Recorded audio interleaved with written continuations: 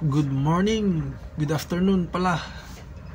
Paano mag-upload ng ENC weekly sa ating ICDIS? So, kada Friday,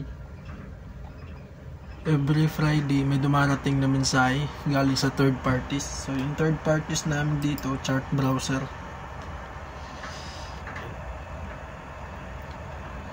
Ito chart browser kami. So yung mga mensahe, itong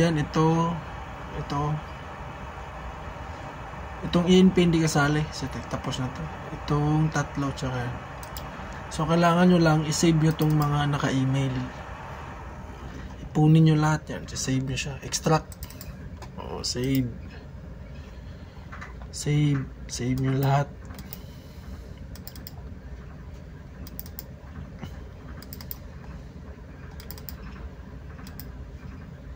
Save.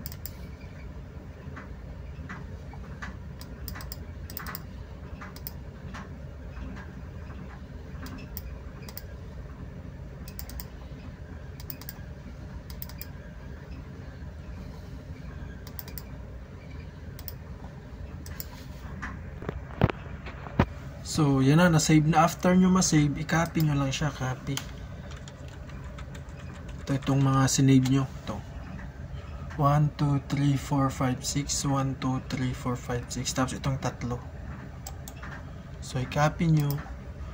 So ilagay nyo siya sa chart browser inbox kung saan babasahin ng chart browser nyo yan ito. So pag paste nyo dyan, ICDIS G2 E-Globe yung gamit namin dito na ICDIS. Yan. Close nyo lang. Hintayin nyo lang basahin ng chart browser nyo yung third parties. Yan na. I-apply nyo na. Basahin nyo na.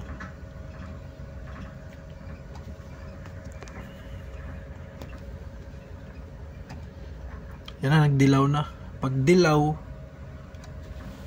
ibig sabihin may new message. Pag green, updates. Pag pula, may missing. So dilaw yan. May sila nyo. Save nyo sa USB. Sa USB. Para ilagay na natin siya dun sa ICDIS. So USB yan. Update. Select folder. Tapos okay. Tapos save as. Pangalawa. Select folder. Pangatlo yan. Updates, delivery chart updates weekly. So ginagamit namin dito cumulative exchange set. Gamitin nyo cumulative lagi. So export, save nyo lang sa yung USB na yan, yung para talaga sa chart browser na USB.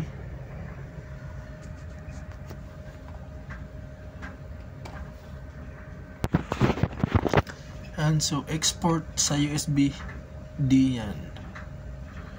Export nyo lang lahat. So hintayin nyo lang ma-export nyo lahat. Tapos i-apply natin siya sa ICDIS.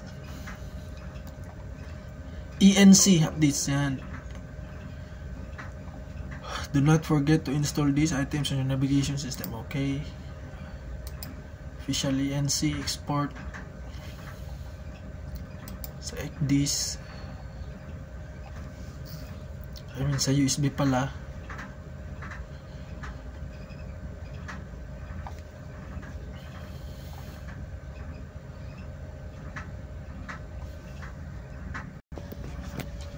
So yan, save nyo lang lahat sa USB para ilagay sa ICDIS permit file.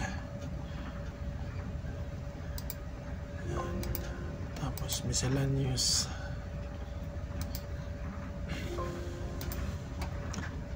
Tapos okay.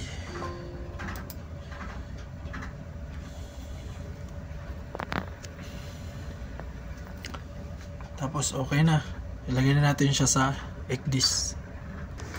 So ito na, ilagay na natin siya sa ICDIS. So ilagay natin yung USB. Ito yung ICDIS namin. So punta kayo sa chart loader. So G2 iGlobe pala to guys, is iGlobe. Punta kayo sa chart loader, install, then scan updates, then click continue. Scan drives, click continue, then okay.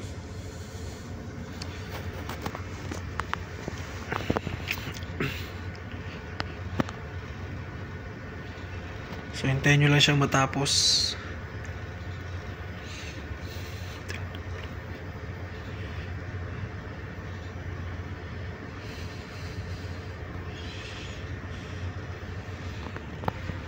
Tapos na. Hintayin yung umilaw to. Itong apply. Ito. Pag nag-dilaw to. Ibig sabihin, si-synchronize niya to doon sa backup. Yung sa backup na XDIS. So i-apply natin. Pag nag-green na to, ibig sabihin, synchronize na sila sa backup. So hintayin lang natin siya matapos. Yan, di ba nagbi-blinking siya na dilaw. Pag nag-green na siya, parehas na sila. Yan, nag-green na.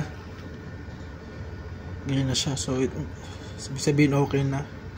So, para sigurado, i-check natin kung same siya sa backup. So, report, Vancouver to King daw yung biyahe namin.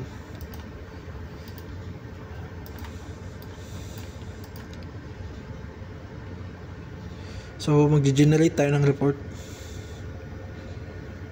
So, yung total na chart namin from Vancouver to Qingdao, 121. Ang up-to-date, 121. So, not up-to-date 0. So, maayos lahat. Up-to-date lahat ng chart. Tapos, generate tayo ng report para sa ENC. Yun yung ipiprint. Tapos, ipa-file. Yes. Pag-generate, punta lang kayo dito sa integrator. File manager, tapos punta kayo sa reports. So, piliin nyo yung pinaka-latest ito, June 8. Browse pa lang muna, browse, choose nyo yung USB, then ito transfer sa USB, copy to USB. So ito na siya. So exit, back to navigation mode, week 23. So, i-check natin yung sa backup kung week 23 na din ba siya. Ito talaga yung chart loader.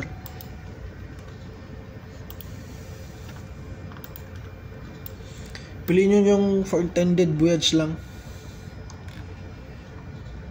Vancouver to Qingdao.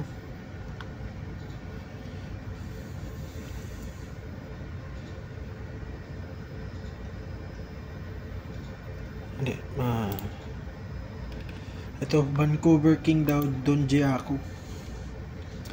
Donjiaku Pilot Station. Yan, 121. Tama, pareha sila. So, okay na. Synchronize na week 23.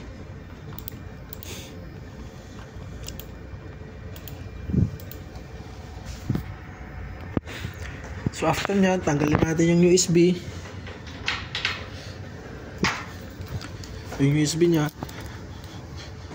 ito yung base. USB, ilagay ulit natin doon. So ito yung generate natin na report. Yan, ipiprint to siya, ipapile doon kay kapitan. Meron tayong file dito sa bridge, tapos ipapadala ni din ni kapitan yung sa kanya doon sa, meron din siya sa computer niya. So copy natin to, lagay natin dito kay kapitan.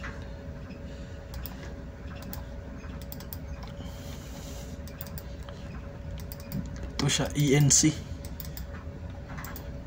Paste. So, lagyan nyo lang week 23.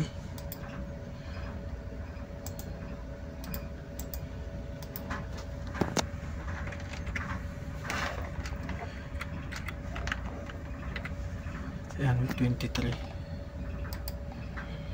So, okay na siya. Sabihin nyo, sir, okay na. Sabihin nyo kay kapitan, okay na yun sa inyo. Para may compare nyo dun sa kanya kung parehas. Thank you. Ganyan lang mag-update ng weekly. ENC, update weekly.